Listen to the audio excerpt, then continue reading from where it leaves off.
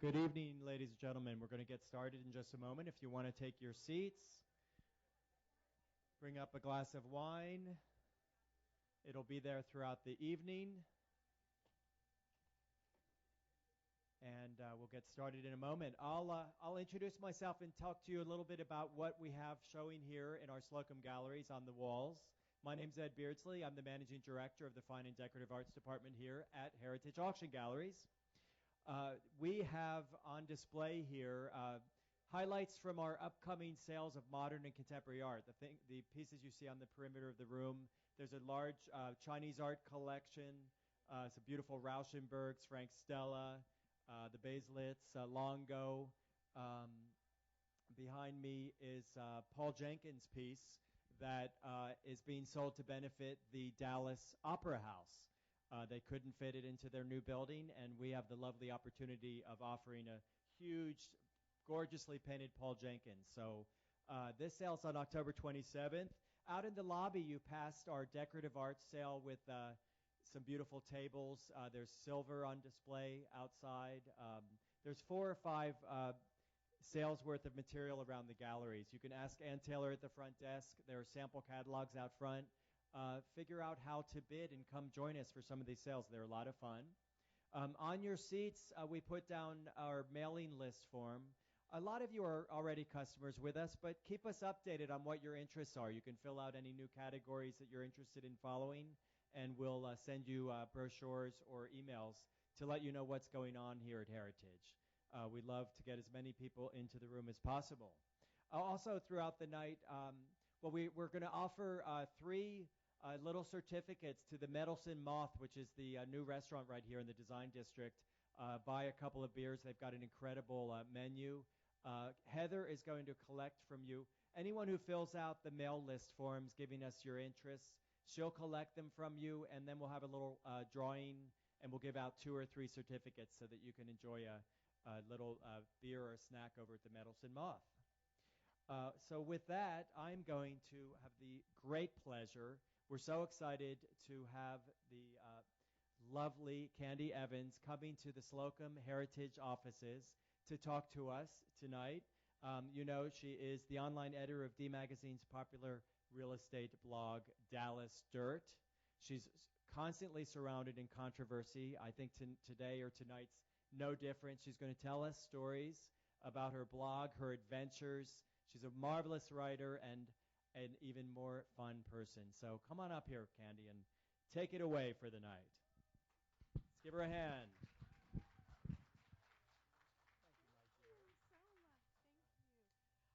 Thank you so much. So lovely to be here. And yes, there is controversy already. I don't know how many of you have read. I just floated this little idea on Dallas Dirt during the city council. You know, recently they raised our taxes by 6.5%. That number is etched in my memory. I'm going to have it probably tattooed on me. 6.5%. And I just floated this little idea that perhaps, you know, Preston Hollow at one point was its own little community, and it actually annexed to the city of Dallas in 1945 for water.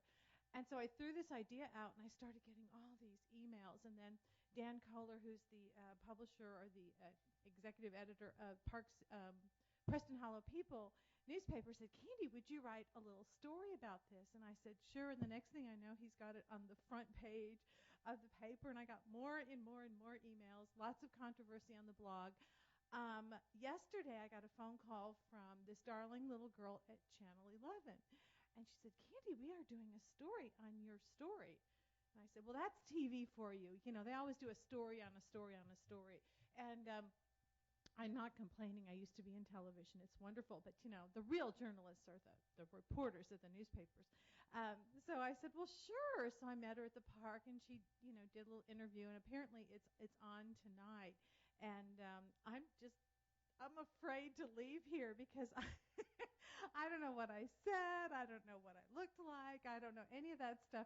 I do know that they put that little microphone on me, and I started talking about taxes and saying, you know, I'm really sick and tired of this. I mean, this is ridiculous how they keep going up, up, up, and they keep expecting us in north of Dallas to pay for everything south of Dallas, and it's time for blah, blah, blah, blah, blah. So I have absolutely no idea what I said. So, kind of, I should have, maybe I'll have some wine before I go home.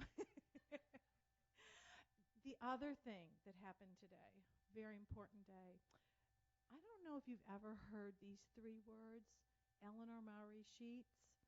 Well, poor Eleanor was due to have her sentencing today, and guess what? It was kind of postponed till November 5th, and I am so upset because we're going out of town. So what can I say? Anyhow, I'll just have to send someone down there. I love to go. I go down to the courthouse now. I'm getting to know that courthouse. It's very comfortable.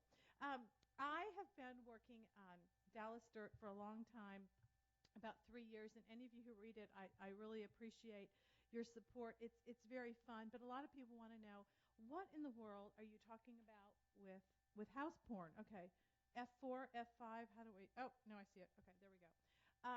Well, house porn is just looking at homes and kind of drooling over them, much as we do art and collectibles.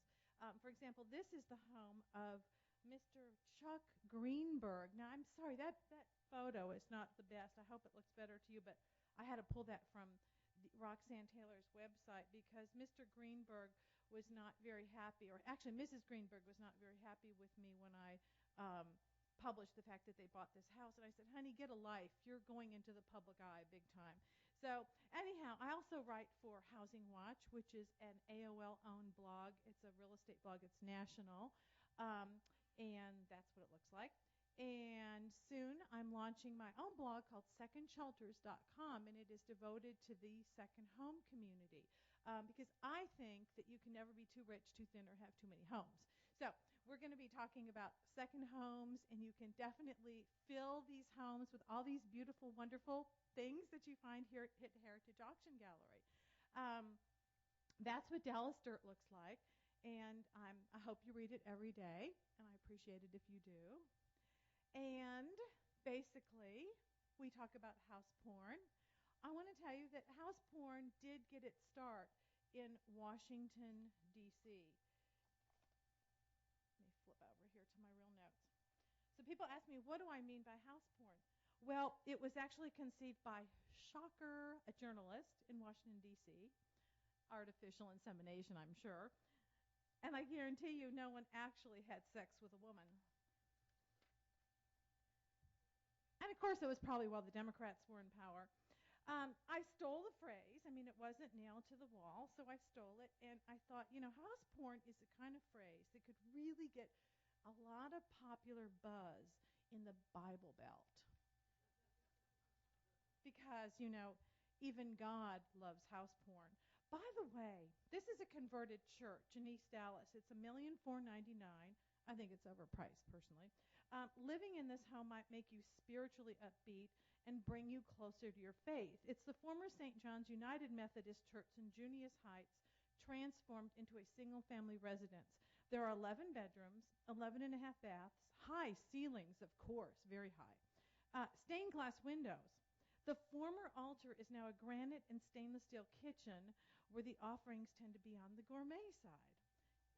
And what do you do with a choir loft? Well, you wire it up for a great home theater and watch movies. All this plus a 5,000 square foot finished basement where you could have your own church, Sunday school, or club meetings for a total of 14,929 square feet. Now, I'm not sure if living in God's house helps lower property taxes, but hey, if you can't make it to church, you may be very well inspired to eat, pray, and love a whole lot more. Oh, boy. Sometimes I feel like a sex therapist. You should see the emails I get. And we're talking about transitional, not transgender. Now, I have this little thing I've started on Dallas Dirt about house porn. I call this section Always a Bridesmaid, Never a Bride. These are the homes that kind of languish on the market, and stay and stay. They try to catch the bouquet, but, even if they do, nothing happens. They're still there. We lust after them. We think they're really good. We think maybe they could, lose a pound or two, maybe be nip and tucked a little bit somewhere. But basically, they're always bridesmaids. Now, I have to tell you, this house is no longer a bridesmaid. She cut some kind of a deal, and someone picked her up for about, I think it was about $6 million. And this is a home on Beverly Drive, and it was Aaron Matthews who just recently sold it. This is what I call, I don't know what I call this.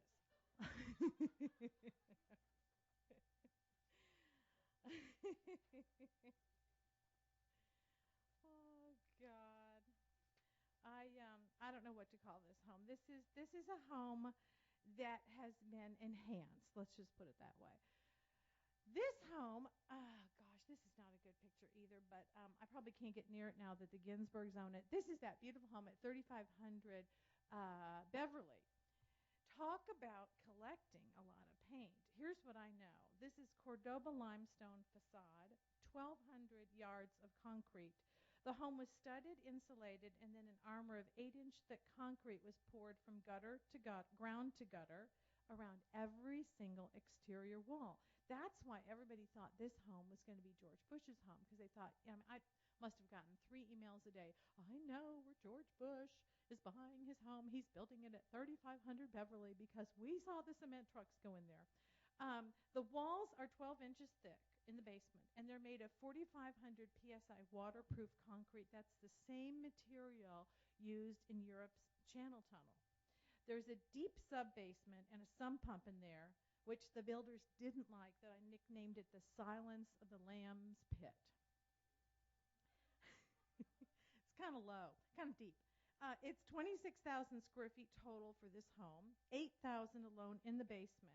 And then, of course, there's all that detailed finish out. And you do know now that the current new owners have ripped out the bathrooms and changed everything. They also bought the lot next door and are tearing the house down, and that's going to be their pool and pool house. Okay, so we have next here.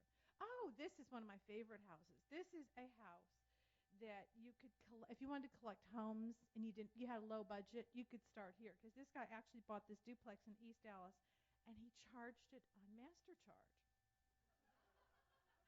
I love that. Okay, this is going to be kind of naughty. Oh, no. Well, this is naughty. Yeah.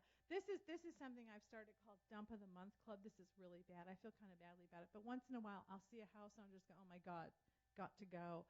And it's the Dump of the Month Club. If you ever see homes that you think need to go, I would love it if you email me the photo of them. Just don't let anyone see you taking it. This is really bad. Do you all know who Ron Jeremy is? Oh, God. I know he's a very famous porn star with a big reputation. And I don't know why, but this house just reminds me of him.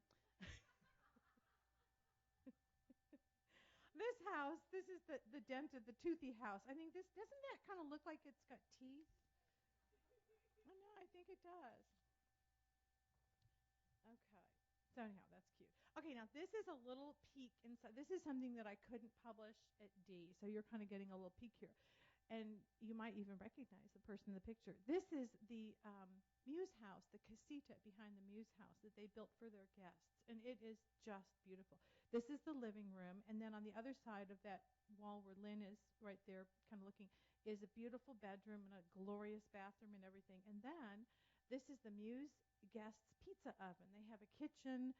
They have a pool table that converts to a kitchen table with like the flip of a switch, and then they have their own little pizza oven, which I think is so sweet. So I just want to go over there and be a guest, and make pizza. Okay, this is just how to get a picture of me in catching my very first fly fish.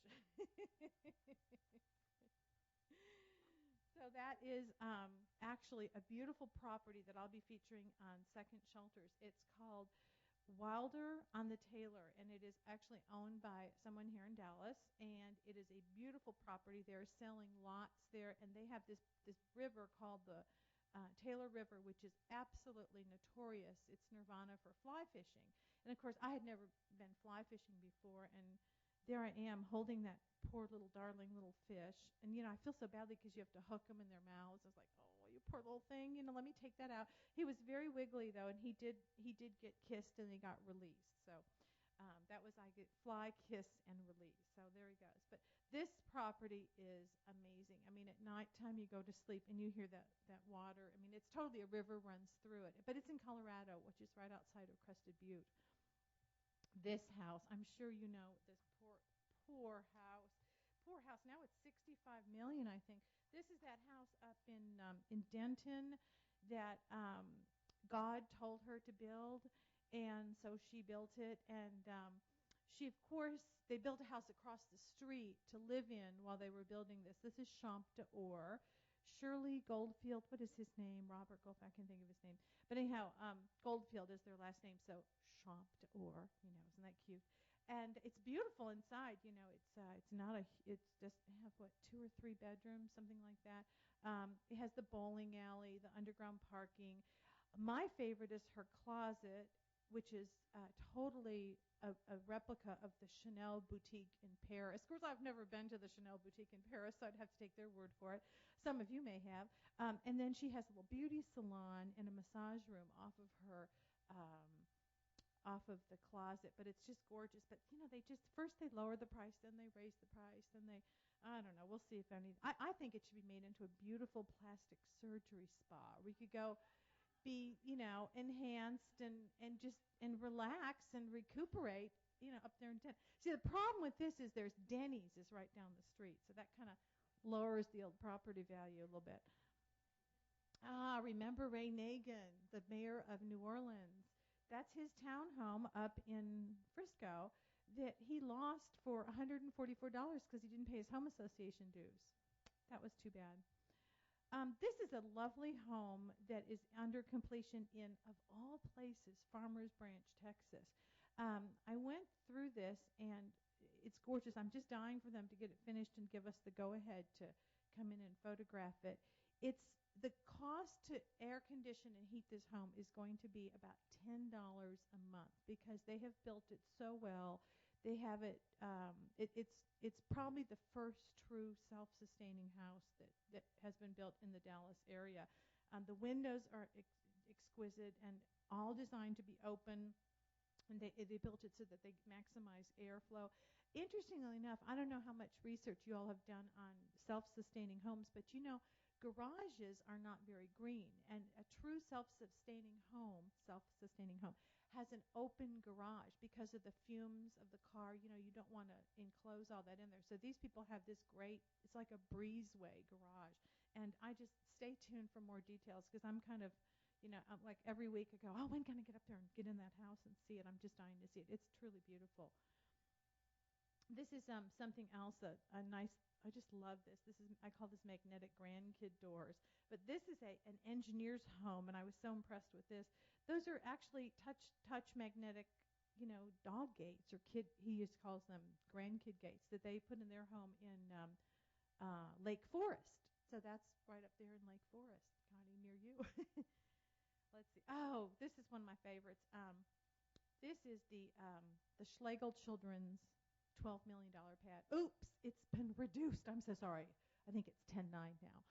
It's on the top floor of the penthouse at the W there, and it's just gorgeous. But we had that in D home, and I just loved writing about it. So everyone's child needs a 12 or $10.9999 million penthouse.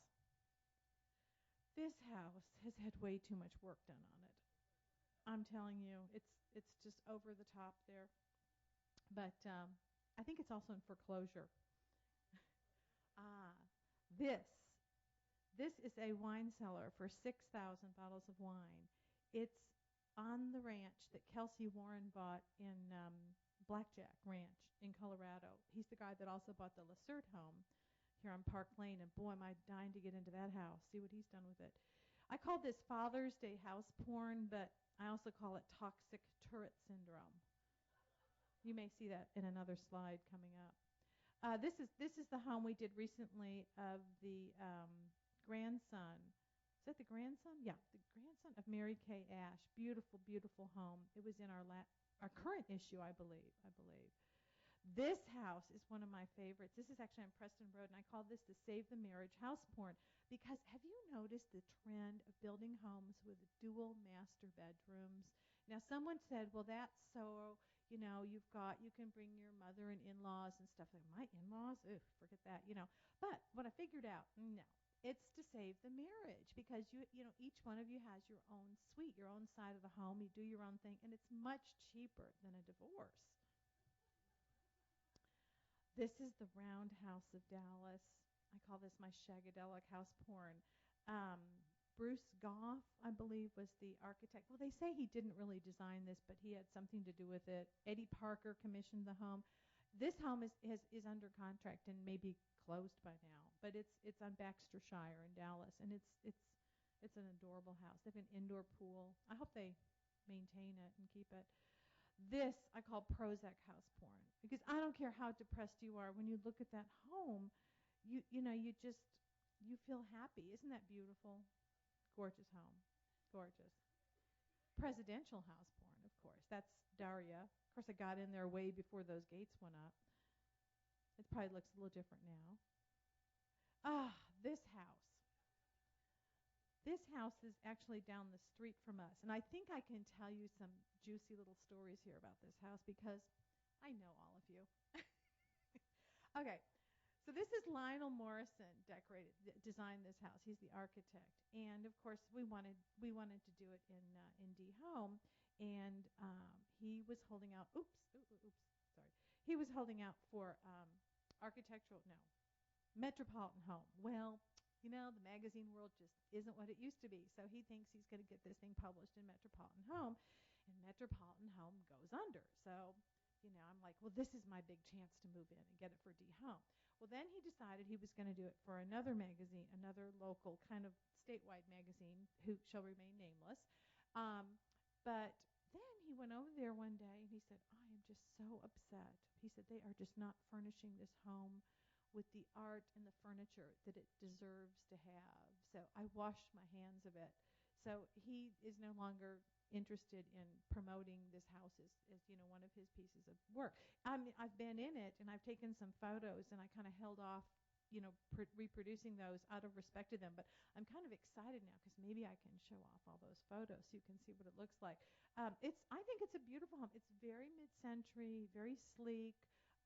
The back of the house, it is this kind of, curve, and it overlooks a pool with a waterfall. It's on an acre and a half. In the basement is a recording art studio. So there's quite a lot going on in that home. But it's a family home, although I don't see much activity around there. Oh, and after the last rainstorm, this is really terrible, but there were these blue tarps all over the place. So we were just wondering what's going on. This is the Disney streets of Dallas, and this is one of those great mid-century modern homes. Apparently, Disney Streets was on the 1960 world tour of homes or something. It's a very famous area. They keep having a lot of disagreements over there.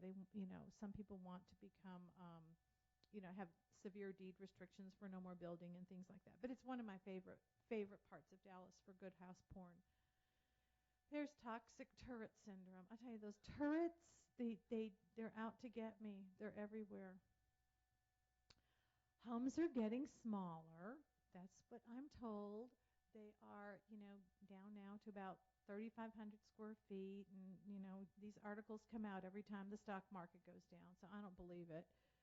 But we're not getting smaller. And we definitely need more space. One of the other things that comes across my desk a lot is this furniture company that specializes in extra large furniture. And they sell extra large beach furniture and extra large office desks, extra large director's chairs. And I just go, oh, no. Why would you want this beach chair to be, extra large? I mean, just if you're but, it's kind of the dichotomy of our society. House porn, that's Nikki and Eleanor Sheets, is a lot safer than going to the pen porn.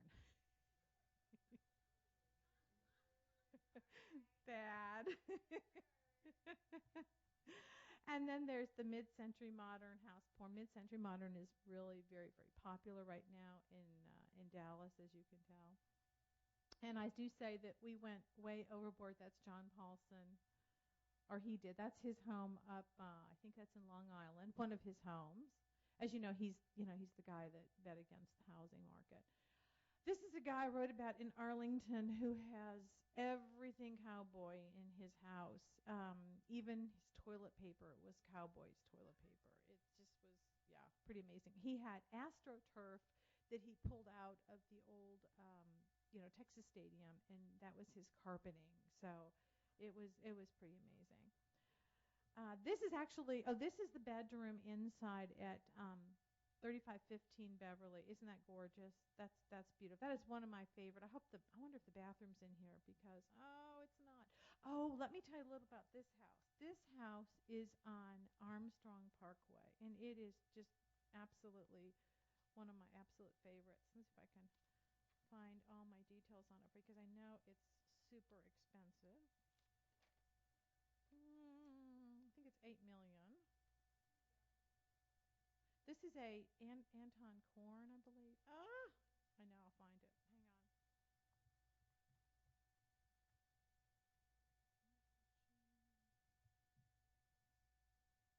It's a David Nichols listing, and I think it's about 8 million. And it's an Anton Korn home, and it's on Armstrong Parkway. We're featuring it in the next issue of D-Home, the December issue, and it is just here it is. Yeah. Oh my God. How good am I? 8,995,000. They might shave 9 8. They might shave 100,000 off. Don't tell them I told you. Okay. Designed by Anton Korn, built in 1922, this estate is the pinnacle of Dallas real estate, atop a hill across from Turtle Creek. It has a seal of approval from the Park Cities Historical Society hung right next to the front door. The 11,172 square foot home has 5 master bath suites. 6, oh my God, that's like you could have 5 couples in there. That means. So 5 master bath suites, 6 full baths, all with dressing areas, 2 half baths, offices on 3 levels, an elevator for the ground and second level, hand-blown glass windows, and 10-foot ceilings on the ground level. Everywhere there are hand-rubbed Bordeaux patterned wood floors, exquisite lighting, and storage. Also a grand library, a study, a fitness room, quarters, a 4-car garage on a 146 by 240 lot in Highland Park on one of the most prestigious streets in the city. That is just one of my favorite homes. You'll see more of that in the next issue of D-Home. And then here's all the blogs that I'm doing. And I don't know who. Oh, Chris, are you here, Chris? No, Chris was going to come tonight. Chris is helping me develop second shelters. But those are all the blogs that I blog for, and maybe a couple more. My poor husband, he says, you're always at the computer, but I kind of enjoy it. I'm a little passionate about home, so I'm so happy I could share this with you. Thank you so much for listening. And if you have any questions, I'll try to answer them.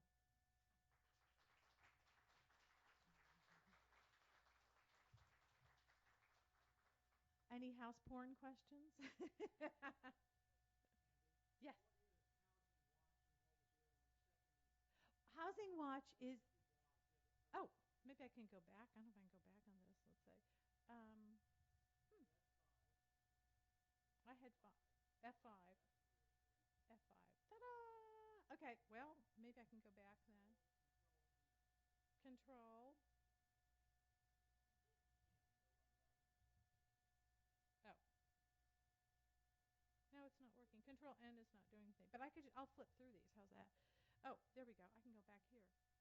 This Housing Watch is AOL separated from Time Warner, and they are trying to get back into the online news business. And so they have put together, last December, they launched a site called Housing Watch, which is all devoted to real estate. They also have been purchasing other smaller blogs around the country. What's kind of interesting in the world of journalism is that a blog site can actually produce the same amount of news content that a newspaper can do for 94% less overhead. So these companies are all growing, quite quickly, and of course it's taking off. The problem many people think about blogs is that, well, how do I know that information is accurate? How do I know if it's vetted? And that's one reason why I think you're always going to want to have to read blogs that are associated with a news organization, because you do get, at least some guarantee that someone's looked at this, critically and not just thrown anything up there. But that's, well,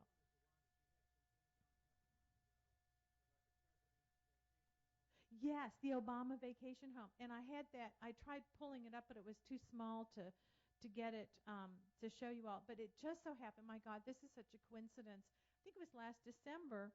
I have a cousin who is he was a weather guy. What do you call them? Meteorologist. And he kind of developed this thing called, or started this thing called weatherlab.com, and then he sold it, became like a bazillionaire, and he did what I would probably do is he moved to Hawaii, and he just kind of does research and stuff in Hawaii, and he's really sweet. Well, he'd emailed me about something, and he said, "Oh, by the way, do you know that the president is staying at a house that I used to live in?" And of course, you know me. I mean, he's in Hawaii, and I'm like, "Oh my God!" So I pick up the phone and call him and go, "Do you have any pictures of that house? What do you have? What do you have? What do you have on that house? I want to see the whole thing." And he immediately says, because he's a computer nerd, so he's like, "Oh yeah, I can. Let me just look here. Click, click, click. Yeah, I've got all the photos." I'm like, "Oh my God, Brandon, can I use them?" He goes, "Oh yeah, no problem." So he sends me all these photos of this amazing home that the Obamas were staying in, and I published them on Housing Watch. I could probably even search for it if I took some time. But anyhow, it was kind of fun to know that he had lived in this house, and I think Obama was probably thinking he was getting away from it all, but he didn't. We just happen to have those photos. So, and this is kind of an outlet for me, because sometimes I like to write about, I like to move away from Dallas and write about homes across the country. And, Dee is very local. That's, our whole, raison d'etre is to be the expert. And, of course, they're branded that way, and that's wonderful. And we do a wonderful job of that. But this gives me a chance to write about Arizona. I just did a very interesting story on Phoenix, and I interviewed several people who were underwater on their mortgages, and I got to tell you, housing bubbles are not good at all. I really kind of got the feel of what these people were going through. They were telling me that anyone who bought a home in the Phoenix area from 2005 on is underwater on their mortgage, because the homes have just plummeted, and I don't know when they're going to go up, because it's interesting. I was talking to their real estate editor at the Arizona Journal, whatever it's called, and I said, what is your industry out here? And he said, it's housing. And he said, that's the problem. It was all housing. So when the housing went down, there's nothing. And I said, honestly, do you see the real estate market there improving? He says, I don't. I just don't know. He says, until we get some industry in here, he said, as long as people can stay in their homes and pay their mortgages, they're fine. But if they lose jobs, he said, they're really in trouble. So, I mean, it was very sad. So that's what I love doing for them, is I kind of get to go out there and kind of take myself out of Dallas and see things that are going on that aren't good for us, where we don't want to go. Taxes. And Second Shelters is a blog that you can look. It's actually live. It's in beta. We just went live this weekend, and it is my second home blog. And I was going to tell you, a very good example of what I'm covering on Second Shelters is the other day I was looking at CNN, and there was a story on Roatan and how wonderful Roatan is. And it just, and Roatan is just bursting. It's, all of Central America, South America, Central America is, bursting with development. And a lot of Americans are moving down there and buying property. Because, for example, in Roatan, which is, off the coast of Honduras, you can buy for $250,000, you can have beachfront property. And it may not be, super luxurious, but it's a very nice, very comfortable, livable home. So we were down there in April. We had a kind of an experience. My poor husband, he was like, oh, you wanted an experience. I said, well, we got one. Well, let me tell you. We went and we rented our car, and it ain't hurts. So you get there, and, the cars, they're all dirty, and they have to clean them before they give them to you, and they're all stick shift. And, of course, we take the car out, and it doesn't sound very healthy. So, of course, later on that night, we're coming back from dinner. We're tired. We're in the middle of this jungle, and the car dies. And, no cell phone, no anything. He goes, well, here's your adventure. I said, yeah, hope there's no, coyotes out there, whatever. So we finally did kind of find a hotel, and we kind of rolled the car in, and then all of a sudden the policia were surrounding us. So I get out my camera and I start taking pictures of them, and one grabs, and my husband's like, "Put that damn camera away." I said, "No, no, no, I've got to get pictures of this." Well, actually, what they were doing is they were offering to take pictures of us with them, so they were very sweet. But there for a minute, we thought it was going to be kind of the opposite of how it is in Arizona, because we were down there and we'd be shipped back. They were actually super, super sweet.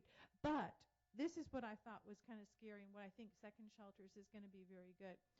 While we were there, we learned that the developer of the area we were staying in had a broken leg. And of course I said, "Oh, I'm so sorry. How did you break your leg?" "Oh, too embarrassing. Don't want to talk about it." Well, we found out someone had beaten him up and broken his leg because it was a bad real estate deal. So that's like, okay, that's kind of interesting. Then the next thing we find out is, don't go to the eastern end of the island, Port Royale. And of course, my husband's like, "Oh, I want to go there. That's supposed to be this great pirate place." "Don't go there." I go, "Why are we not supposed to go there?" "Well, the drug guys from South America are here, and they kind of took it over." I go, "Oh, yeah, oh, yeah, and they murdered someone last week." "Oh, great." So we go out on this tour of the island. We're out there, and pretty soon I see this little sign that says, 5 kilometers or whatever to Port Royale. I'm like, "Stop the car. Turn us around. Get us out of there." "Oh, no, we can go." I said, "No, we're not." Well, then this guide who was with us said, "No, no, no, we don't want to go there." And so my husband said, "Well, what'll they do?" He says, "They've got machine guns. They'll stop you, they'll stop you right there, and they won't let you in." I said, "No, we're not going there. We're leaving." So, this article in CNN was saying, "Oh, there's, great property in Port Royale." Well, yeah, it's also been taken over by all the, Colombians. So you really don't want to go there. So I think that there is a huge market. Maybe it's not that huge, but I think it's an important market for people to really tell the nitty-gritty about these, second home properties, because all of us like to travel, and we like to visit them, we like to rent them, or we may want to buy them. But I'm telling you, I loved Road 10, but it was natural. Let's put it that way. It was rugged, and you did have to be careful, because there were people murdered and beaten up, and legs were broken. So that's what I'm doing with Second Shelters. So anyhow, thank you. Any other questions? Yes. Oh, that's a good question. I believe it's Old Preston Hollow. It's Walnut Hill on the north, Preston Road on the east, Inwood Road on the west, and Northwest Highway on the south. That would be my guess. But actually, if I can pull up my email, I could probably cheat and show you an original map of Preston Hollow that someone emailed me today. So you've heard about the Preston Hollow de-annexation. I talked about that. Yeah. I mean, it's really surprising me. I just threw that out there as sort of almost a joke. And people have kind of picked up on it. So we'll see what happens. I don't know if we can really pull it off, but what surprised me was when I did the research and found out that it is legal to do that. Communities who can de-annex. Because, I mean, it's like, as it was explained to me, it's like a divorce. Just because you're married doesn't mean you have to stay married forever, So you can separate yourself. But could we pull it off? I don't know. It'll be interesting and good writing. Give me something to do, right? But that's what I would say are the original boundaries. Even though that whole area all the way to Hillcrest calls itself Preston Hollow. So, yes, my darling.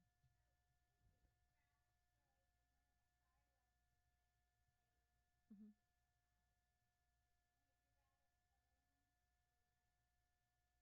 Oh boy, I'm such a big real estate person. I kind of believe in home ownership. I don't know why. It may be just an emotional thing. Um, I don't know, but right now, it seems like right now would be a really good time to rent and look for bargains, because there's so many bargains. I mean, our market has really softened a lot, and I don't think it's going to get better for a while. But I believe in home ownership, but I think the flipping is bad. I think the flipping is what really got us. The investors going in and trying to buy and turn things over quickly. So the high rises, I love the high rises. What I don't like is what scares me about them, and they know this, I tell them all the time, is the home association dues. That's what scares me about it, because they're high and you're at the mercy of everyone else. If they decide they want to, line the pavement with solid 24 karat gold, and guess what? That assessment's going to be $6,000 a day. You sign away that you will pay for that. But the Ritz is one of my absolute favorite places, and it's just beautiful. And when you stay there, it does not feel like you're in a hotel, and it doesn't, it feels like you're in a very nice home, and it's quiet. They have good windows, so I do love it. But that's what scares me. On the other hand, I guess if I really looked at everything I spent at home, maybe, and I keep saying I'm going to do that. My problem is I haven't kept good, records at home. So maybe if I take 6 months and I can actually really enter all that stupid stuff in Quicken that I should do, but I don't do, I'm like, whatever, category, miscellaneous. But if I really do the nitty-gritty of it, I've said I'd like to take 6 months of living expenses and, the yard guy and the pool guy and all that stuff, and see if it may be more than living at the Ritz. But again, the whole group can always vote to, increase it. So I don't know. And I like having a yard for my doggies. The dogs, I know. Although you can walk them at the Ritz, and they have a dog park. So that was cute. We took our dog with us the last time, and she did very well. They have really good balconies too, because the bars, or whatever they call those things, are really close together, so you don't have to worry about them falling over. Yes. A dog house porn blog. Well, if there's enough dog house porn out there, sure, we could have a little offshoot. I think someone sent me some dog houses to post, and I probably didn't get around to posting them a while ago. They were for a charity, but I'll think about that. Send me some. Yes. Oh, Eleanor was, I didn't tell you all either that Nikki was sentenced on my birthday, which I don't know why. I don't know if you know this story, but somehow the whole thing kind of unraveled on this blog. When this blog was, I really didn't know what the hell I was doing. I was just writing this stuff, and, all of a sudden someone sends me an email saying you need to check out this home. There's a realtor on Beverly Drive whose name is a triple name realtor, and someone is defacing her signs and saying she doesn't pay her bills. And so I was getting telephone calls and emails, and I'd go out and look for the sign. I never saw it. Well, then I would call a few friends and say, hey, someone keeps sending me this like repeatedly. And they said, yeah, we're all hearing about it too, but apparently they're cleaning up the signs really quickly. So I just posted, not that I saw this, but that, there's this, rumor going around. And then 5 days later, the Internal Revenue Service filed a huge lawsuit against Nikki and Eleanor Sheets for, non-payment of not only income taxes, but payroll taxes. And, I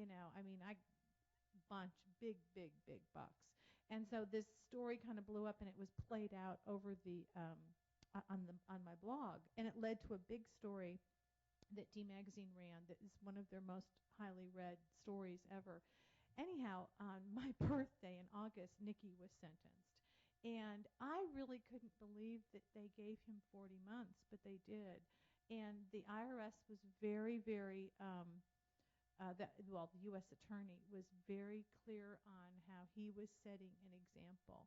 And, I almost walked out of there wanting to hand over my checkbook and say, okay, just take it, because it was, I really felt sorry for him. It was very, very obvious that they were, making an example.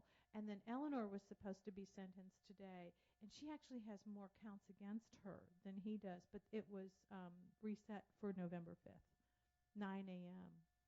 I'll be on a plane. Oops. Checking out some more second homes in Mexico, in La Paz, Mexico, so which is near Cabo. And I think that's probably one of the safe areas to go to. But, oh, my God, Mexico, the second homes down there, they're dealing with so many, crime problems that they're really cheap, except you might not live if you get there. One of the stories I'm going to do on, Second Shelters is San Miguel de Allende. I love it, but I don't know if you heard about the rancher who lived there, and he was kidnapped for a year and a half. He was so lucky that he was returned alive. But it was on not Nightline, but Dateline. And it was, of course, there's controversy about that. Some people have written to me and saying, well, there's not all there that you think there is. But it's very scary to hear about all those things going on in Mexico because you just want to go down there and have a beautiful home and have a great time. But not if they're going to kidnap you for a year and keep you in a box. Oh my God, that would be awful. He did lose weight. Oh well. There are bright things. Did you have a question?